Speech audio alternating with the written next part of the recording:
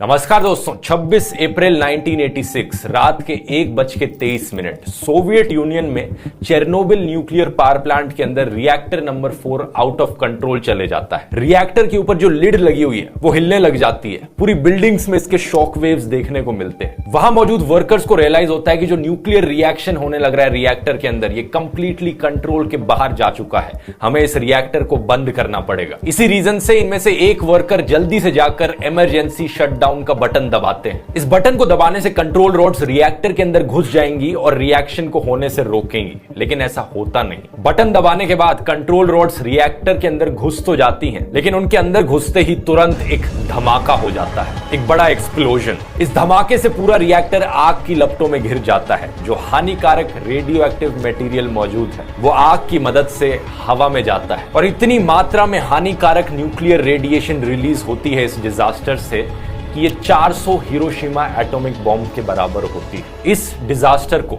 दुनिया का worst nuclear disaster माना जाता है आज के दिन तक। जो रेडिएशन हवा के जरिए फैलती है उससे ना सिर्फ यूक्रेन पर बल्कि स्पेन से लेकर स्वीडन तक पूरे यूरोप पर उसका असर दिखता है। यूनाइटेड किंगडम में रेडियो एक्टिव बारिश देखने को मिलती है। जो रेडियो एक्टिव डस्ट पहाड़ियों में घास पर गिरता है उसे गाय खाती है और गाय के दूध में रेडिएशन की मात्रा ज्यादा देखने को मिलती है, जिसकी वजह से हजारों बच्चों को थायराइड कैंसर हो जाता है। आइए समझते हैं आज के इस वीडियो में दोस्तों, आखिर ये चेरनोबिल डिजास्टर हुआ क्यों, क्या कारण थे इसके पीछे और क्या इसका असर देखने को मिला दुनिया पर।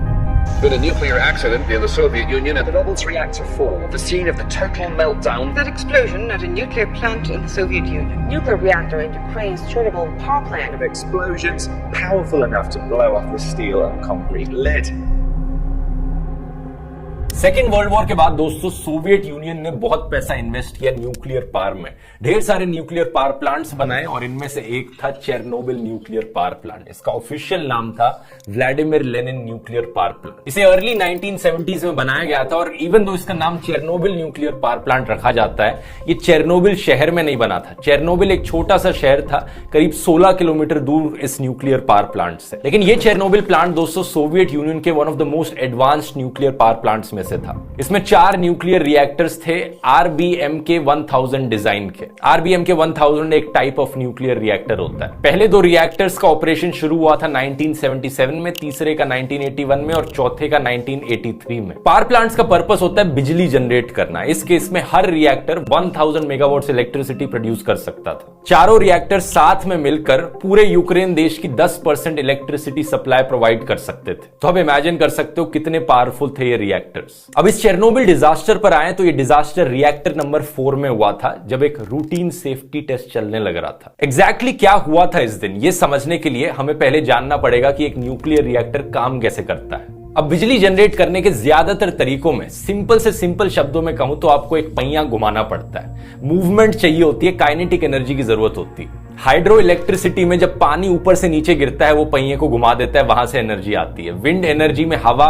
उस टरबाइन को घुमाती है जिससे वो घूमने लग जाता है, वहां से एनर्जी आती है। थर्मल पावर प्लांट्स में जहां पर कोयले से इलेक्ट्रिसिटी बनती है वहां पर स्टीम रिलीज होती है कोयले को जलाने से और वो स्टीम बाद में जाकर पहिए को घुमाती है, काइनेटिक एनर्जी वहां से बनती है। तो न्यूक्लियर एनर्जी के केस में भी पहिया घुमाने का काम एक्चुअली में स्टीम करती है, लेकिन स्टीम बनाने के लिए हमें पानी को हीटअप करना पड़ता है। थर्मल एनर्जी के केस में कोयला हीटअप कर देता है पानी को।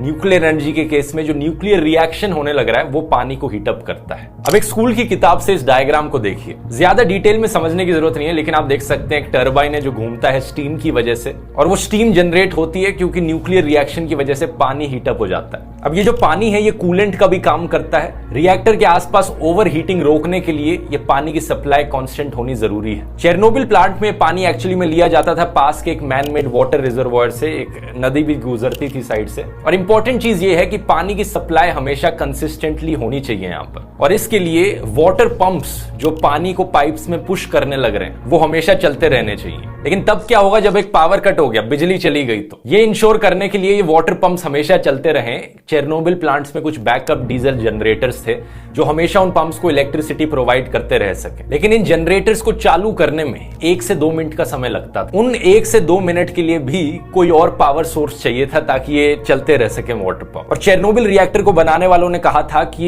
ये जो एक्स्ट्रा 1-2 मिनट के लिए बिजली चाहिए होगी हमें, ये एक्चुअली में न्यूक्लियर रिएक्टर से ही आ सकती है। ये जो टर्बाइंस होंगे ये घूमते चलते रह रहे होंगे कुछ स्टीम की वजह से। रिएक्टर शटडाउन होने के बाद भी कुछ तो स्टीम होगी, कुछ 1-2 मिनट तक एक्स्ट्रा रहेगी, वो काफी होगी इन पंप्स को पावर करने के लिए। तो उस 26 अप्रैल की रात को दोस्तों इसी चीज को लेकर टेस्टिंग होने लग रही थी। अगर बिजली चली जाती है, क्या वो टर्बाइंस के घूमने से इतनी इलेक्ट्रिसिटी जनरेट होगी कि ये वाटर पंप्स को पावर दी जा सके? ये टेस्ट पहले भी किया गया था दोस्तों, लेकिन रिएक्टर नंबर 4 पर ये टेस्ट कभी भी सक्सेसफुल नहीं हुआ था। वर्कर्स की उम्मीद थी कि आज रात तो कम से कम ये टेस्ट सक्सेसफुल हो जाए। इससे एक दिन पहले 25 अप्रैल की रात को इन्होंने टेस्ट करने की कोशिश करी थी, लेकिन हो नहीं पाया था। एक दिन डिले हो गया टेस्ट। जो काम करने वाले वर्कर्स थे इस प्लांट में, उन्हें ढंग से नींद भी पूरी नहीं मिली थी कि 25 अप्रैल रात के 11:10 पर ये टेस्ट की प्रिपरेशन फिर से चालू करते हैं। अब आगे की कहानी समझने के लिए हमें थोड़ा रिएक्टर की साइंस को समझना पड़ेगा कि न्यूक्लियर रिएक्टर के अंदर जो न्यूक्लियर रिएक्शन होने लग रहा है वो कैसे होता है। न्यूक्लियर रिएक्टर का जो कोर है, जो मेन पार्ट है, वो मेनली 3 चीजों से बनता है: फ्यूल रॉड्स, कंट्रोल रॉड्स और moderator. Fuel rods basically nuclear fuel है जिसकी वजह से न्यूक्लियर रिएक्शन हो पा रहा है। इस केस में uranium dioxide enriched with uranium 235 isotope. हम सब जानते हैं कि एटम इलेक्ट्रॉन्स, प्रोटॉन्स और न्यूट्रॉन से बनता है और हर एलिमेंट में number of electrons, protons, neutrons अलग अलग होते हैं। अब कई एलिमेंट्स के आइसोटोप्स भी होते हैं। आइसोटोप्स बेसिकली एक तरीके की वेरिएशन है एलिमेंट्स में। जैसे यूरेनियम एक एलिमेंट हो गया तो इसके 3 आइसोटोप्स होते हैं: यूरेनियम 238, यूरेनियम 235 और यूरेनियम 234। अलग अलग आइसोटोप्स में प्रोटॉन सेम होते हैं लेकिन नंबर ऑफ न्यूट्रॉन्स अलग अलग होते हैं। और कुछ बहुत रेयर ऐसे आइसोटोप्स होते हैं कुछ एलिमेंट्स के दोस्तों जो न्यूक्लियर फिजन रिएक्शन अंडरगो कर सकते हैं। यूरेनियम 235 एक ऐसा आइसोटोप है यूरेनियम का जिसमें न्यूक्लियर फिजन रिएक्शन हो सकता है और जिससे न्यूक्लियर एनर्जी जनरेट हो सकती है। ये यूरेनियम वाला आइसोटोप अपने आप में अनस्टेबल है जिसकी वजह से टूटते रहता है और रेडिएशन रिलीज होती रहती है। ये रखे रखे ही डिसइंटीग्रेट होते रहता है, लेकिन कोई न्यूट्रॉन इससे आकर टकराए तो भी ये टूट सकता है। इन दोनों केसेस में इसे एक न्यूक्लियर फिजन रिएक्शन कहते हैं। इस प्रोसेस में इस एलिमेंट का एक एटम 2 में स्प्लिट होता है और साथ में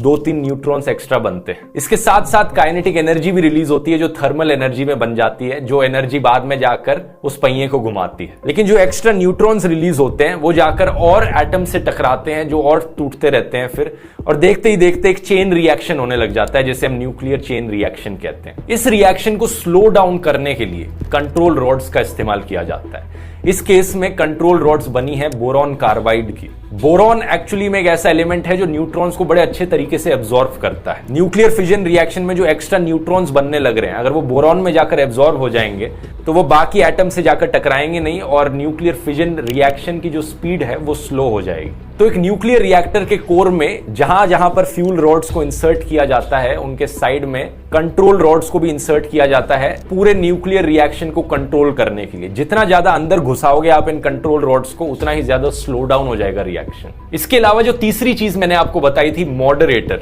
इसके इसमें ग्रेफाइट के ब्लॉक्स हैं मॉडरेटर। ये एक्चुअली में रिएक्शन को स्पीड अप करने का काम करते हैं। ग्रेफाइट एक्चुअली में जो न्यूट्रॉन्स की एनर्जी है उसे स्लो डाउन कर देता है, जिससे चांस बढ़ जाता है कि न्यूट्रॉन्स जाके और यूरेनियम एटम से टकराएंगे और रिएक्शन स्पीड अप हो जाता है। आज के दिन ज्यादातर न्यूक्लियर प्लांट्स में पानी को इस्तेमाल किया जाता है एज मॉडरेटर, लेकिन आरबीएम के रिएक्टर जो चेरनोबिल में इस्तेमाल किया जा रहा था उसमें ग्रेफाइट को इस्तेमाल किया जाता है एज मॉडरेटर। तो इस पूरी साइंस को अगर समराइज करें, आप इमेजिन करो एक गाड़ी रास्ते पर चल के जा रही है। अब गाड़ी में गैस का पेडल दबाओगे तो गाड़ी स्पीड से आगे भागेगी, ब्रेक दबाओगे तो गाड़ी धीरे हो जाएगी, रुक जाएगी। हमारे न्यूक्लियर रिएक्टर के केस में जो गाड़ी रास्ते पर चलकर जा रही है वो है यूरेनियम की फ्यूल रॉड्स जहां पर रिएक्शन होने लग रहा है। मॉडरेटर यहां पर गैस पेडल का काम करता है, उसे दबाओगे तो रिएक्शन स्पीड अप हो जाएगा, और कंट्रोल रॉड्स यहां पर ब्रेक का काम करती हैं, ब्रेक को दबाओगे तो रिएक्शन स्लो हो जाएगा। चेरनोबिल डिजास्टर का जो आफ्टर इफेक्ट देखने को मिला वो हिरोशिमा और नागासाकी पर गिराए गए बम से भी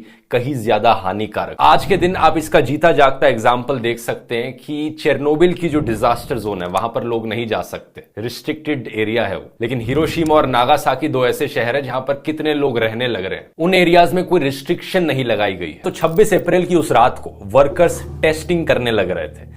वर्कर्स को काम दिया गया था कि ये 1600 मेगावाट्स इलेक्ट्रिसिटी प्रोड्यूस हो रही है इस न्यूक्लियर पावर प्लांट से, इस पावर को नीचे कर 700 मेगावाट्स तक लाया जाए। लेकिन जैसे ही वर्कर्स ने कंट्रोल रॉड्स को इंसर्ट किया, ये पावर और कम हो गई। वो जितना एक्सपेक्ट कर रहे थे पावर कम होगी, उससे भी ज्यादा कम हो गई, 30 मेगावाट्स तक चली गई। वहां काम करने वाले वर्कर्स को समझ में नहीं आया कि ऐसा हो क्यों रहा है। इसके पीछे रीजन था दोस्तों कि इस न्यूक्लियर फिजन रिएक्शन में एक बाय प्रोडक्ट बनता था ज़ीनॉन 135। ज़ीनॉन 135 भी बोरॉन की तरह बड़े अच्छे तरीके से एब्जॉर्ब कर लेता था